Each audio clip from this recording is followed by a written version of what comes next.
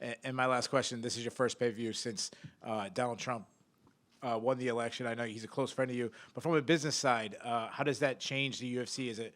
Is it positive for the UFC with him being the president, or does it not change anything? I think it's positive for the world, to be honest with you. I mean, listen, no matter what side of the fence you sit on politically, you cannot deny that there's almost like this weight that's been lifted off the country right now, and this sigh of relief. And things are already getting better. He's not even in there yet. So, yeah. Quick Dana, question. I know most of the people in the room disagree with me, but yeah. Hey, Dana. Yeah. Over here. Yep. Yeah, congrats on the night, on a phenomenal night. Thank you, sir. Wanted to ask you, were there any upcoming fighters or, a couple guys on the undercard you're actually excited about potential matchups happening later?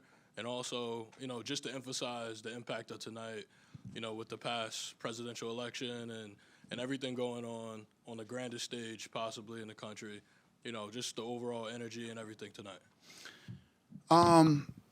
Yeah, I mean, we always, all the guys that are on the undercards are usually guys that we, have high hopes for and that, we're looking to build. I don't really understand your question about the election, but yeah, like I said earlier, I mean, I can feel the difference. When I go into places like New York that's normally crazy blue, and people are running up to me and thanking me and saying, and New York has a completely different vibe this time than the last, several times that I've been here. It feels like New York again. It does. One down, one to go. L.A. Let's get L.A. back. Dana, just in general, why do you think your fighters kind of relate well to Trump? Because, back to back, it was Bo, then Chandler, then Jon. Why do you think they relate so well to the president? Well, if you saw the election, the entire country relates with Trump right now. Won all the swing states. The only states she won were the ones that you didn't need ID to vote in. It would have been interesting if you needed ID, how that would have played out too.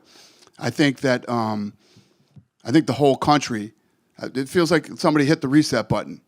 Everything feels, and however this election went, everybody was hoping it was a blowout, either way, so there would be no more bullshit.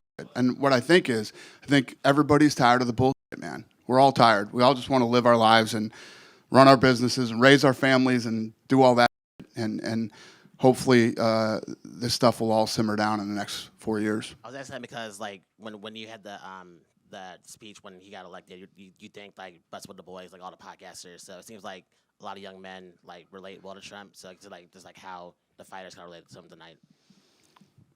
So I've had this philosophy for the last 5 years that traditional media is dead, and it doesn't hold the influence that it used to hold. The two most hated people in this world right now are the media and the politicians. Nobody trusts them, and nobody believes them. And the true influence right now is with these kids that are on the internet, and they're called influencers. So I've been creating relationships with these people over the last, like I said, 4 or 5 years. And this election was won on the internet. Dana. The way Power Slap was built is the way this election was won. And the Hispanic vote was incredibly powerful. The male black vote and the youth all came out. So